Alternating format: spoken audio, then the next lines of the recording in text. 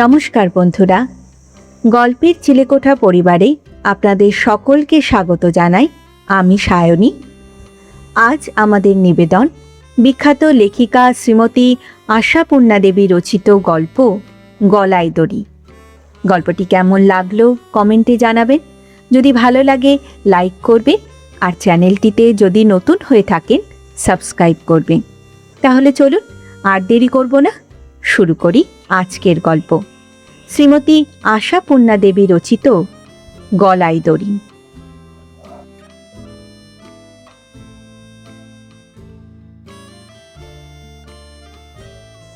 বিয়ের ৮ দিন না কাটতেই সত্যজিতের ছুটির দিন গেল কেটে।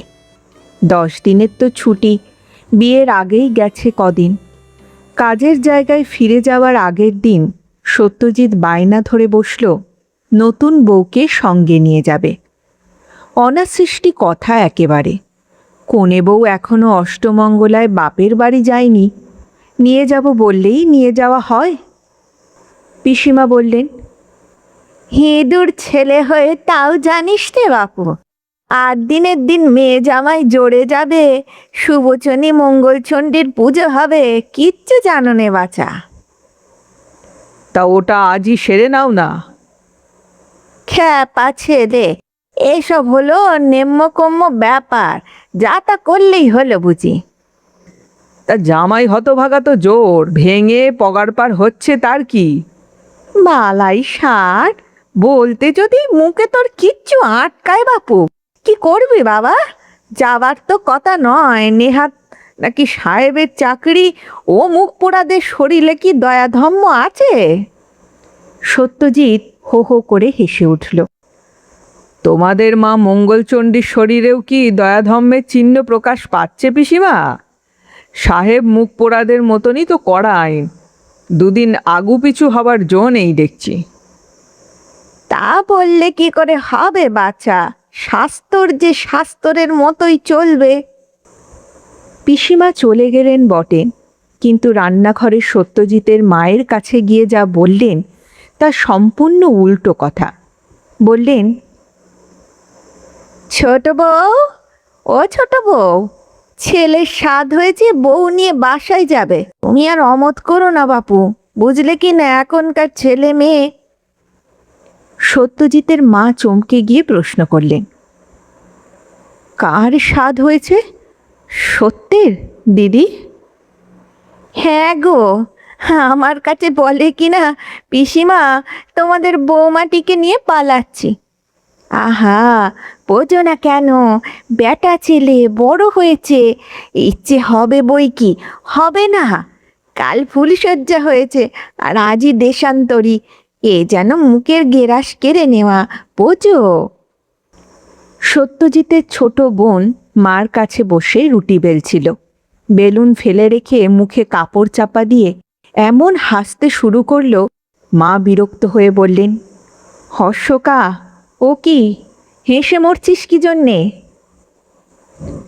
মনে বুঝছিলেন বউয়ের সঙ্গে মুখের গ্রাসের তুলনাটাই অশোকার হাসির উৎস উৎসারিত করে তোলবার কারণ।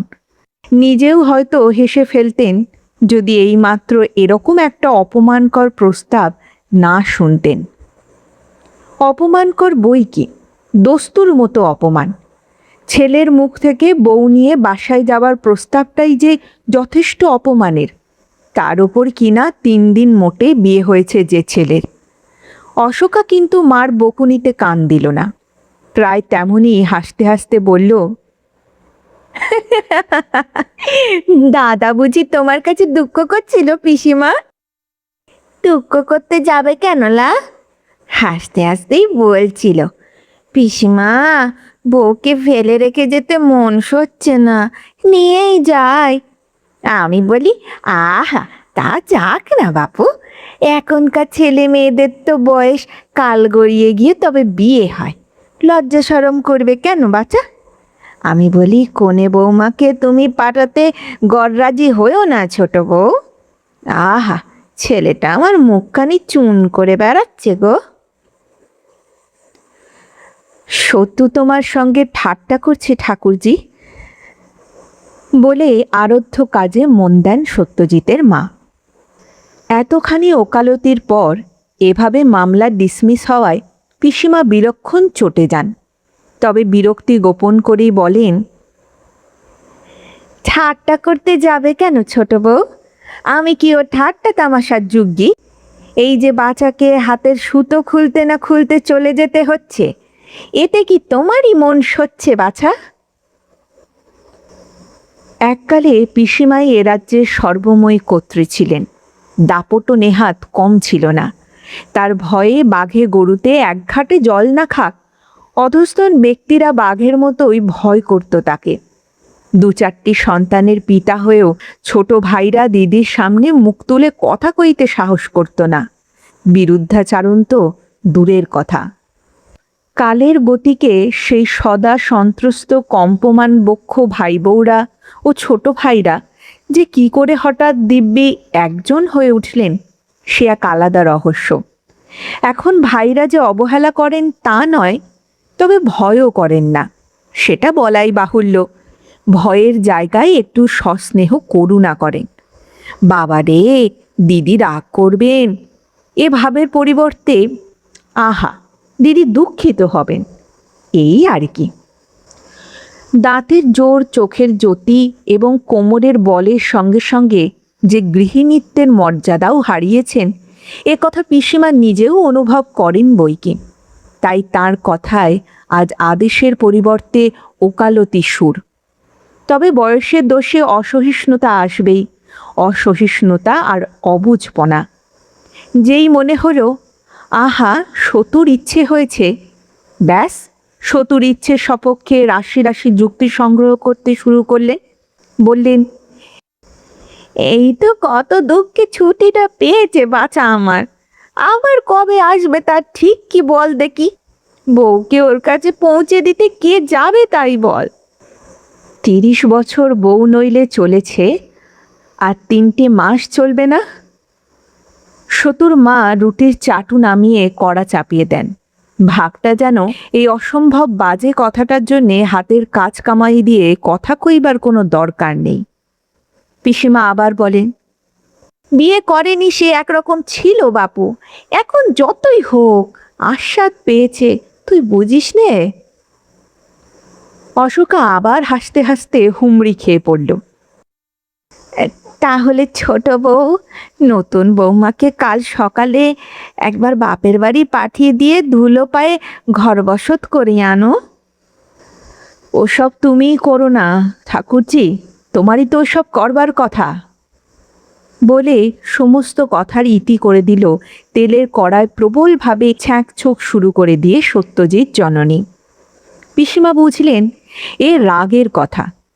কিছুক্ষণ চুপচাপ বসে বসে আস্তে আস্তে উঠে গেলেন। ছোট বউ কথা কয় কম, কিন্তু কথার ওজন আছে।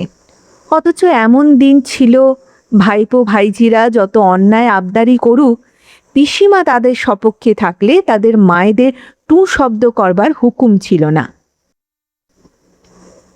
পিসিমা দোতলায় বেশি ওঠেন না কোমরের বলের অভাবেই। আজ এলেন, কতকটা মনের বলেই এলেন। নেম্যকম্য বা ঠাকুর দেবতার ব্যাপারেও যে গোঁজামিল চলে, এ তথ্য পিসিমার অজানা নয়। অন্ধ স্নেহের ক্ষেত্রে তিনি প্রায় আধুনিকাদের মতোই কুসংস্কার মুক্ত। কাজেই ভাবনা মঙ্গলচণ্ডীকে নিয়ে নয়, ভাবনা তার ছোট বউকে নিয়ে। নতুন বউয়ের আড্ডা দোতলায়। সে পিসিমাকে দেখতে পেল। বুড়ো মানুষের কষ্ট দেখে নিতান্তই দয়াপরবশ হয়ে কাছে এসে বসল। বউয়ের রূপ আছে, অস্বীকার করা যায় না। নিষ্প্রভ চোখের মুগ্ধ দৃষ্টি মেলে পিসিমা ভাবলেন, এমন মুখখানি ছেড়ে কোন প্রাণে যায় বেচারা? অন্যায় ছোট বউয়েরই। ছেলেকে যদি বউ দেবার মতলব নেই, তো 7 রাজ্য খুঁজে রূপসী বউ আনা কেন বাপু? পিসিমা বললেন, জল খাবার খেয়েছ বৌমা? বধূ ঘাড় হেলিয়ে জানালো, হ্যাঁ। সতু তোমায় নিয়ে যেতে চাইছে যে। বউ মৃদু হেসে মুখ নিচু করল। তোমার শাশুড়ি ঠাকুরন তো শুনে খাপ্পা। মুখ নিচুই থাকলো, শুধু হাসিটুকু নিশ্চিহ্ন হয়ে গেল। ঠাকুরন্তি তো সোজা নয়, ঘর করলে বুঝবে। পিসিমার সুর খাদে নেমে পড়ে। টোপামুখী এক জেদি, কখনো মন খুলে কিচ্ছু বলবে না, অথচ হঠাৎ স্তিমিত দৃষ্টি যথাসম্ভব উজ্জ্বল হয়ে ওঠে। কণ্ঠস্বর উদারা মুদারা সব ছাড়িয়ে একেবারে তাড়ায়। কিন্তু আমিও এই বলে দিচ্ছি, ওর কথা শুনতে আমার দায় পড়েছে। মনে করেছে ভারী গিন্নি হয়েছে না, সেদিনের মেয়ে বিয়ে দিয়ে আনলাম, ওর কথা আমি শুনবো কেন? কোনে বৌমা, বলো তো তুমি। বৌমা শঙ্কিত দৃষ্টিতে চারিদিকে চায়। বুড়ো মানুষের কাণ্ডজ্ঞান নেই, কি না জানি বলে বসবেন, অপরে ভাববে বউ সায় দিচ্ছে, তাই প্রসঙ্গ পরিবর্তন করে বলে, পিসিমা, পাকা চুল তুলে দেব? না বাছা, আমি একবার যাই ক্ষেত্তরের কাছে, তা তোমার মা বাপ অমত করবেন না তো? তা তো জানি না পিসিমা। সে সন্দেহ বউয়ের নিজেরও যে ছিল না তা নয়। পিসিমা আবার বললেন, অমত করলে শুনছে কে বাছা? মেয়েকে দান করে ফেললে আবার কিসের জোর শুনি? এখন সতু যা বলবে তাই শুনতে হবে, হবে কি না বলো? তোমরা তো সব বুদ্ধিমতী বিদ্বান মেয়ে, আইন জানো তো। বউ পিসিমার ভাষায় এবং ভঙ্গিমায় আতঙ্কিত হলেও শেষের কথাটাই হেসে ফেললে। সতু কি এখনই আইনের ঠ্যাঙা নিয়ে লড়তে যাবে সদ্যলব্ধ শ্বশুর শাশুড়ির সঙ্গে? পিসিমা বললেন, হাসো আর যাই করো বাপু, আমার হুকুম রদ করুক দেখি কেউ। গৌরবময় অতীতের ক্ষীণতম একটু স্মৃতি হঠাৎ পিসিমার চিত্ত উদ্দীপ্ত করে তুলেছে বোধহয়। ক্ষেত্তর অর্থাৎ সত্যজিতের পিতার উদ্দেশ্যে মরতে মরতে তিনি 3 তলায় উঠে এসেছেন। ছোট বউয়ের কথা আমি শুনতে চাই না ক্ষেত্তর, এই আমি পরিষ্কার বলে দিলুম। এরকম গৌরচন্দ্রিকাহীন আকস্মিক আক্রমণে যতটা বিপন্ন হওয়া উচিত ঠিক ততটা হননি ক্ষেত্রবাবু। কারণ দিদির স্বভাব তার জানা। হাতের মোটা চুরুটটা তাড়াতাড়ি ফেলে দিয়ে বলেন, সে আর তুমি কবে শুনতে চাও দিদি? কেন বলি, কেন শুনবো? ও বড় না আমি বড়, বলুক ও। ভাতৃজায়ের অনুপস্থিতির সুযোগে এরকম সাহসব্যঞ্জক কথা মাঝে মাঝে বলে থাকেন নবতারা। ক্ষেত্রবাবু মনে যাই বলুন, মুখে বললেন, ওদের কথা ছেড়ে দাও দিদি, তোমার মতো বুদ্ধি বিবেচনা হতে এখনো ঢের দেরি আছে। ও তোমার ভারী মুখ ভর্তি কথা বাছা, আসলে ওই বউটি তো হয়েছে এখন তোমার ইষ্টগুরু। বুঝি না আর জানো, নইলে আর তোমায় থো করে রাখে? মরুকে, এখন কথা হচ্ছে সতুর যাওয়া নিয়ে। কেন, কালই তো রওনা হতে হবে ওকে। সে আমি জানি, সে কথা নয়। আমি বলি কি, বৌমা যাক ওর সঙ্গে বাসায়। বৌমা মানে নতুন বৌমা? বৌমা আবার কটা আছে তোর ক্ষেত্তর? নতুন বৌমার কথাই আমি বলছি। এখন এখন যাবে কি বলো? ক্ষেত্রবাবুর কণ্ঠে অসন্তোষের সুর। সে আমি জানি, তুইও বলবি ওই কথা, অথচ নিজে তো এখনো বুড়ো বয়স পর্যন্ত বউ ছেড়ে থাকতে পারিস নে, হতভাগা। নবতারা রাগ ভরে বাতগ্রস্ত কোমরের যন্ত্রণা ভুলে বেশ বীরবেগেই ঘর ছেড়ে চলে যান। তার কথা আর কেউই গ্রাহ্য করে না। অনেক দিন থেকেই এরকম হয়েছে, কিন্তু নতুন বউয়ের সামনে তা প্রকাশ পেয়ে যাওয়ায় তিনি বেশি উত্তেজিত হয়ে পড়েছেন। তাছাড়া সতু হাজার হোক নতুন বিয়ের বর, মুখ ফুটে কি আর বলতে পারবে মা বাপের সামনে? কত ভেবে চিনতে পিসিকে সুপারিশ ধরেছে, ছোটবেলায় বারোয়ারির যাত্রা দেখতে যাবার, মেলায় পাঁপড় ভাজা খাবার, বা স্কুলের সরস্বতী পুজোয় মোটা চাঁদা দেবার শখ হলে যেমন পিসির সুপারিশ ধরে পায়ে পায়ে ঘুরে বেড়াতো। মেয়েরা যারা বিয়েতে এসেছে তারা মনের সুখে দায়িত্বহীনতার সুখ উপভোগ করে নিতে এই সকালবেলাতেই শুয়ে বসে গান গল্প করছিল। পিসিমাকে দেখে কেউ বা ঈষৎ সন্ত্রস্ত হলো, কেউ বা হলো না। তাদের দিকে এগিয়ে এসে নবতারা গম্ভীরভাবে বললেন, তোদের বাপ মার আক্কেল দেখলি? কেন গো পিসিমা? বলি, ছেলে মেয়ের সুখ দুঃখ না বুঝলে তারা আবার কিসের বাপ মা রে? আমিও তো তাই বলি পিসিমা, কিসের বাপ মা তবে? কথাটা বলে সুলেখা অলক্ষ্যে বাসন্তীকে একটা চিমটি কাটে। তোরা আমার কথায় উপহাস্যি করিস তা আমি জানি। বোঝা গেল বুড়ো হলেই যে মানুষ বোকা হয়ে যায় তা নয়। সে কি গো পিসিমা, কি যে বলো?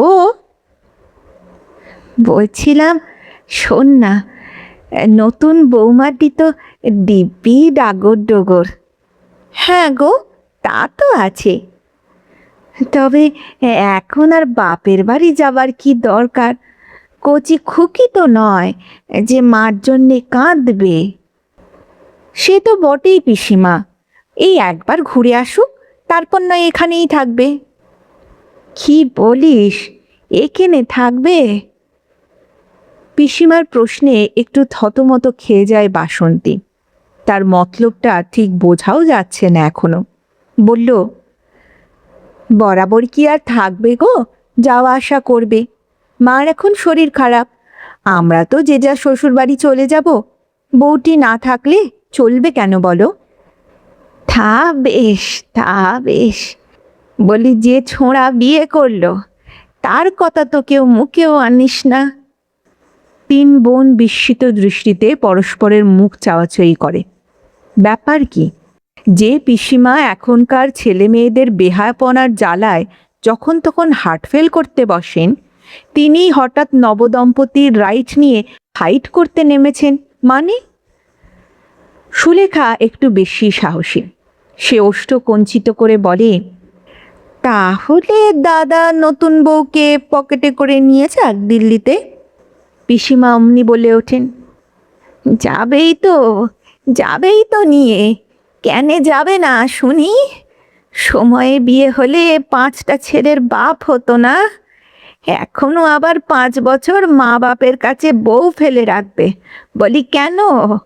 বাছার আমার সেখানে কষ্টের এক শেষ। এক গাদা টাকা উপায় করে সে ভালো খেতে পায় না। হ্যাঁ যাবে, সে বউ নিয়েই যাবে। আমি বলছি, দেখি তোর বাপ মা আমার ওপর কি করে কথা কয়। ব্যাপারটা এই, নবতারা যদি এক কথাতে কথার সায় পেতেন হয়তো বেশি উৎসাহিত হতেন না এ নিয়ে, কিন্তু প্রত্যেকের কাছে বিরুদ্ধবাদ শুনে শুনেই দৃঢ় প্রতিজ্ঞ হয়ে উঠছেন। তার প্রস্তাবটা যে নিতান্তই অযৌক্তিক এ কথা মেনে নেওয়াও তো কম অপমান নয়। ঘটনাটা ঘটাবার জন্যে কি কৌশল অবলম্বন করা যায় তিনি তাই ভাবতে থাকেন। ধরো যদি নবতারা নিজেই যেতে চান সতুর সঙ্গে, কেন বুড়ো পিসি ঠাকুমাকে কেউ কি দেশ বিদেশে নিয়ে যায় না? বেশ তাই, যদি যান নবতারা, একলা তো আর যাবেন না, সঙ্গে একটা মেয়ে মানুষ তো থাকা চাই। বিধবা মানুষ, একাদশী দ্বাদশী আছে, শরীরের কথা বলা যায় না, কখন কি হয়। সতু তো সারাদিন বাইরে থাকবে, তবেই কে যাবে তবে এই এক নতুন বউ ছাড়া? মেয়েদের কথা শুনলে হাড় জ্বলে যায়। 5 দিনের জন্য নেমন্তন্নে এসেছে সব, এর মধ্যে না হোক 50 বার জামাই বেটারা এসে ধর্ণা দিচ্ছে, কিন্তু দাদার বেলায় হুঁশটি নেই। আচ্ছা, ভগবান না করুন সতুরি যদি একদিন অসুখ বিসুখ করে, কে একটু কাছে এসে বসবে? কে একটু যত্ন আত্তি করবে? কই, মা কি নিজের সংসার ফেলে, সোহাগের কর্তাটিকে ফেলে ছেলের কাছে গিয়ে থাকতে পারবে? এই যে ছেলের খাওয়া দাওয়ার এত কষ্ট, তাতে কি মা তার কর্তাটিকে ফেলে ছেলের কাছে ছুটছে? না, ছুটছে নে। হঠাৎ সতুর কল্পিত রোগশয্যার পাশে সেবা এবং সেবিকার অভাব রীতিমতো পীড়িত করে তুলল নবদারাকে। না, বৌমাকে তিনি দেবেনই পাঠিয়ে। শতুর মুখে হাসি ফোটাতে ছেলেবেলায় যেমন বাপ্পার নিষেধ অগ্রাহ্য করে কোনো নিষিদ্ধ খাবার বা খেলনা ছেলের হাতে তুলে দিয়ে তার কৃতজ্ঞতার সঙ্গে নিজের আত্মপ্রসাদ অনুভব করতেন নবতারা, এবারও তিনি তাই করবেন। নতুন বউয়ের কাছে এসে চুপি চুপি বললেন, বৌমা শোনো বাছা, বলি এক কথা। বৌমা শঙ্কিত দৃষ্টিতে তাকালো। চুপি চুপি কথাতে ওর ভারী ভয়, কে কি ভাববে বাবা। পিসিমা আরো ঘনিষ্ঠ হয়ে এসে বসেন। শোনো তাহলে, আমার জবানিতে তোমার মাকে একখানি পত্তর লেখো। লেখো, সাবিত্রী সমান আসু, কল্যাণিয়া ভাই বেয়ান। তোমায় লিখি এই যে, শ্রীমান সত্যজিৎ বাবাজি আগামী কল্য রওনা হইবেক দিল্লি। আমার ইচ্ছা বধূমাতাকেও বাবা জীবনের সহিত রওনা করাইয়া দিই। সে কারণ তুমি পত্র পাইবা মাত্রই ধুলা পায়ে ঘরবসত সুবচনী মঙ্গলচণ্ডী প্রভৃতি নিয়ম কর্মাদি কল্য প্রভাতেই সারা হইবে, এমনই ব্যবস্থা করিয়া রাখিবে। অন্যথা যেন না হয়, কারণ। বউ হাসি চাপবার গোপন চেষ্টায় মাথাটা যত ইচ্ছে নিচু করে বলল, আর কাউকে বলুন পিসিমা।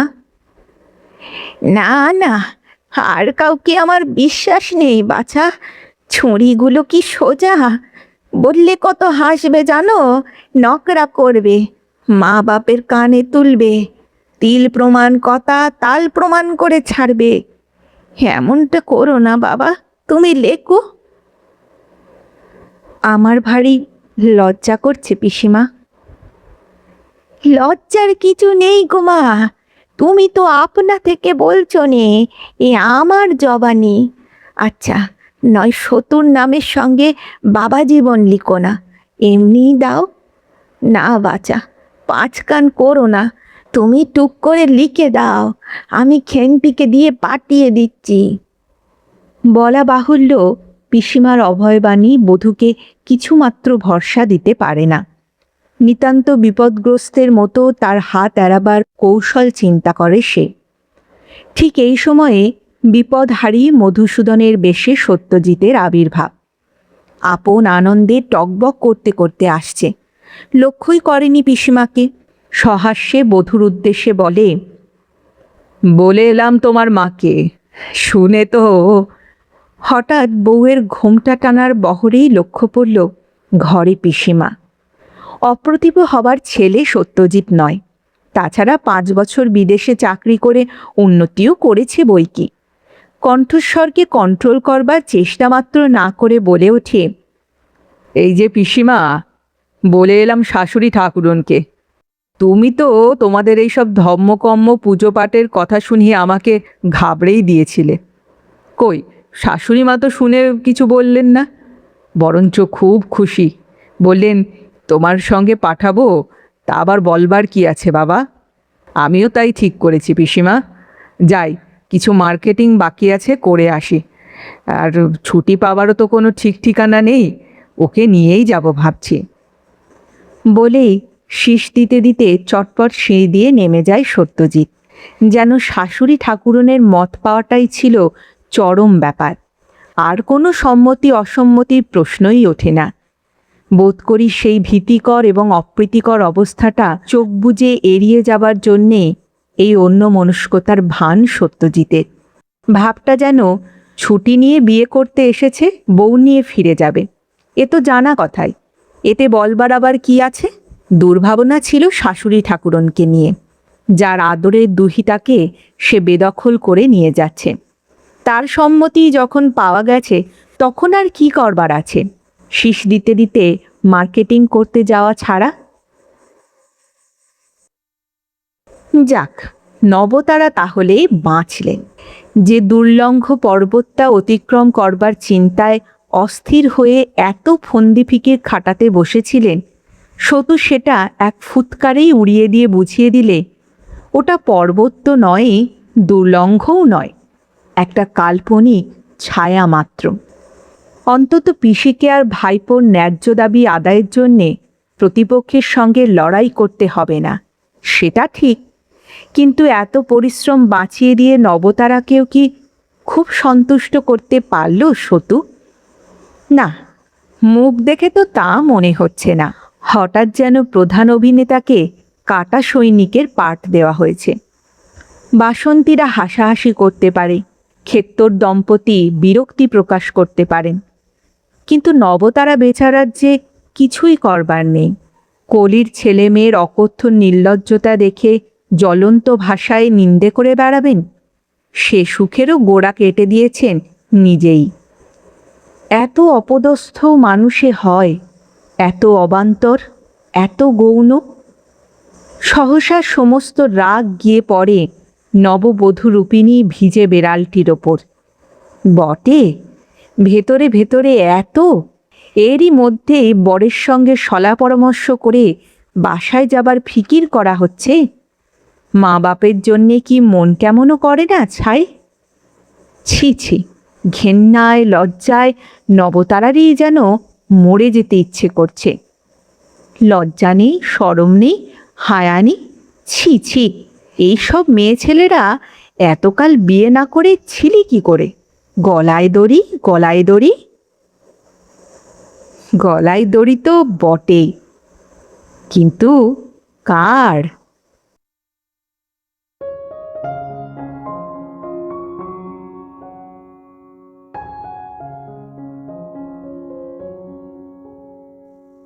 শুনছিলেন আজকের গল্প শ্রীমতী আশাপূর্ণা দেবী রচিত গলায় দড়ি। ফিরে আসছি আরেকটি নতুন গল্পের সঙ্গে কিছুদিনের মধ্যেই। ততদিন ভালো থাকবেন, সুস্থ থাকবেন এবং গল্পে থাকবেন। আর আমার গল্প পাঠ ও উপস্থাপনা যদি ভালো লাগে তাহলে লাইক আর কমেন্ট করতে ভুলবেন না। আর চ্যানেলটিতে যদি নতুন হয়ে থাকেন সাবস্ক্রাইব করবেন, এতে আমার উৎসাহ ও আত্মবিশ্বাস দুই বাড়ে। তাহলে আজ এখানেই বিদায় নিচ্ছি, আবার দেখা হচ্ছে। নমস্কার।